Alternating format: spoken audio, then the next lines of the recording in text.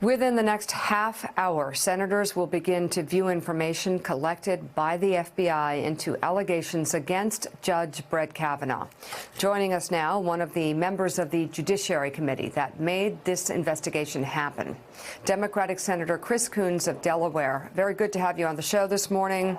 Thanks, I want to know what, obviously, what you all will be looking for, especially in light of the fact that some are concerned there wasn't enough time to do a thorough investigation, and then there seemed to be some back and forth or clarity made on the scope of it.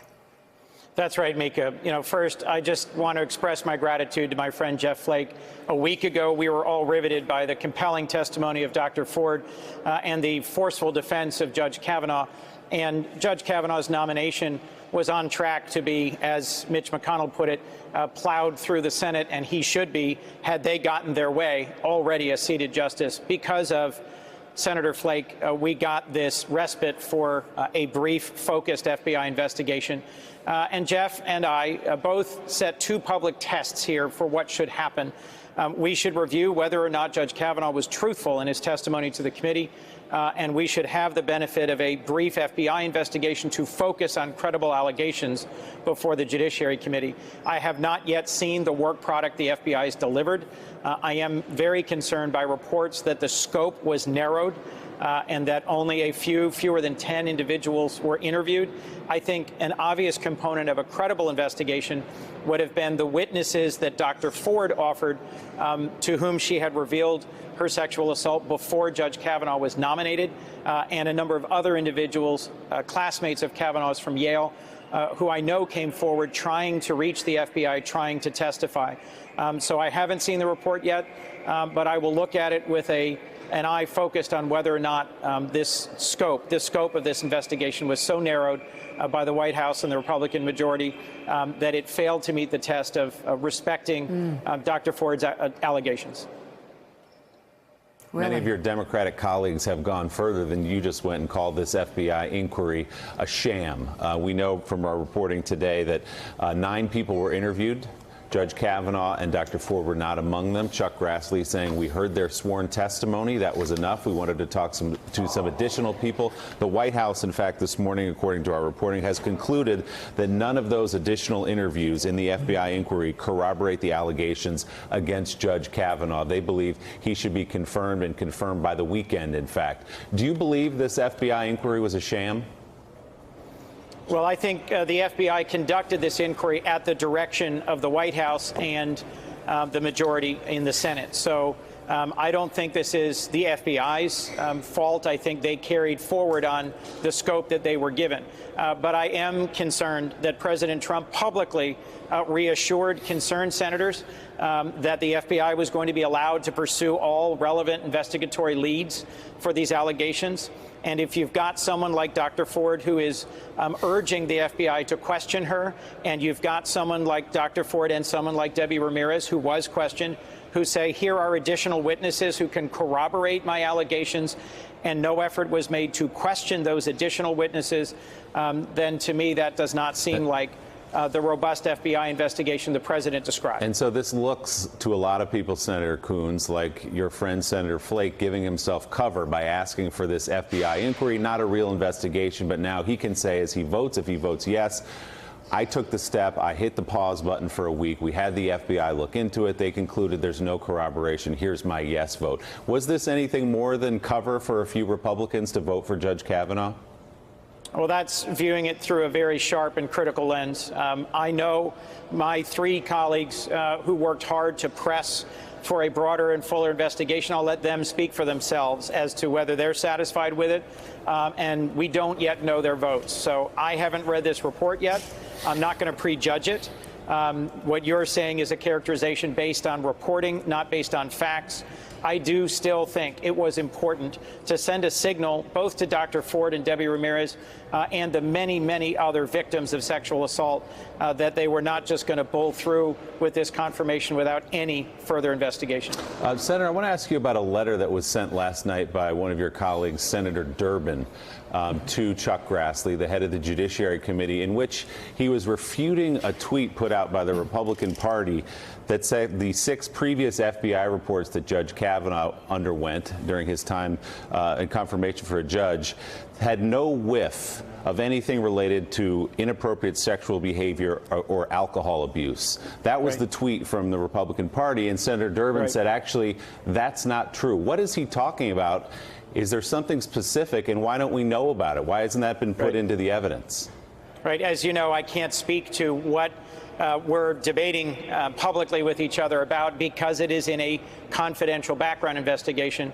As of last night, I had not heard from Senator Durbin and wasn't sure what he was referring to. I just consulted with him a few moments ago. I know what he's referring to, and I agree with Senator Durbin. And you agree that there were previous incidents reported in FBI of sexual behavior, inappropriate sexual behavior by Judge Kavanaugh? That's not what I'm confirming. That's not, let's be careful here. Well, was it the alcohol abuse then? Because it's one of two things.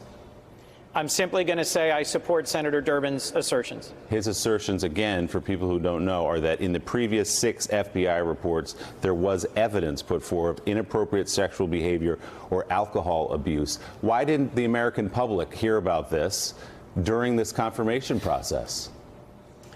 Specific allegations or results of FBI investigations in a background investigation are not public.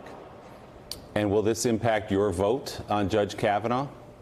It will not. I was already well aware of the specific incident being referred to here. I came to a conclusion that I would vote no on Judge Kavanaugh before Dr. Ford's testimony was heard, based on his jurisprudence, based on his extreme view on presidential power and his views on individual liberty, particularly the landmark decision by Justice Kennedy in the Obergefell case that established marriage equality.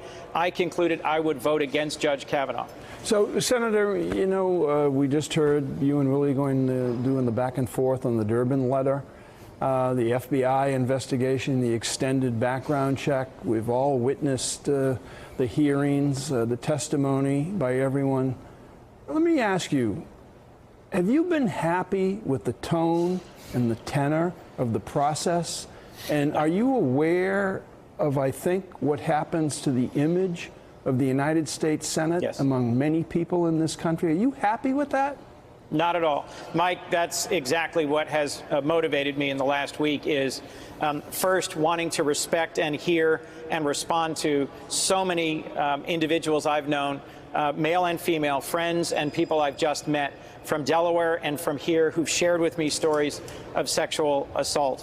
But second, to your point, I am gravely concerned that what the American people see, that what the world sees of our Senate is partisan bickering, personal attacks, challenging each other's motives at a level I haven't seen in my 8 years here. And I'll remind you, I've been here since the election of 2010 when the Tea Party wave brought in some folks who conducted themselves on the floor in fairly sharp ways. This has been a tough 8 years, but for me, this process has been the low point in terms of both parties attacking the other. And I'm concerned about what this means for the ability of our Senate to work together and to get anything done. Yesterday, we passed 2 significant pieces of legislation on the floor, big bipartisan packages to address opioids and heroin addiction, and to move forward an FAA reauthorization and pass a bill I wrote or worked closely on with Senator Corker. There's no coverage of that. The coverage focuses on our fighting, and our fighting is sharp and personal and sends exactly the wrong message. Senator, 2 questions for you. First, have you spoken to your friend and colleague, Senator Flake, about the extent, the expanse of this investigation? Is he satisfied with it? But secondly, following what Mike just had to say, it's not just the image of the Senate, but the country at large. We heard the president's remarks the other night at his rally in Mississippi about Dr. Ford. What sort of impact do you see that having, not just on the reputation of what you were trying to do there in Washington, but as a chilling effect on other women who might want to come forward with their own stories of sexual abuse, sexual misconduct, things that happened to them, to have him up there on the rally stage, mocking her and having the crowd laugh along with him? That is, in many ways, the worst aspect of this whole sad chapter. A week ago, President Trump was saying that Dr. Ford's testimony was credible and that she was brave to come forward. Less than a week later, he is publicly ridiculing and mocking her at a political rally in Mississippi. This is not the sort of behavior we would hope for or expect from a president, from our leader of the executive branch of our government. And I think it's important that all of us in the Senate conduct ourselves in how we describe these allegations and this process and how we speak to and about each other in ways that rebuild and weave back together the fabric of our nation here, because frankly, when the president goes on national television and does something like that, it sends a chill through everyone who has suffered through or survived or witnessed sexual abuse, and it makes them say, why would I ever come forward and subject myself to that sort of ridicule? Senator Chris Coons, thank you. Thank you very much for being on the show this morning. And still ahead, he mocked his opponent, made fun of how his opponent walked, even did impersonations. But that didn't stop him from becoming one of the most storied Republican presidents. And no, we're not talking about Donald Trump. Presidential historian Doris Kearns Goodwin will explain next on Morning Joe. Thanks for checking out MSNBC on YouTube, and make sure you subscribe to stay up to date on the day's biggest stories. And you can click on any of the videos around us to watch more from Morning Joe and MSNBC. Thanks so much for watching.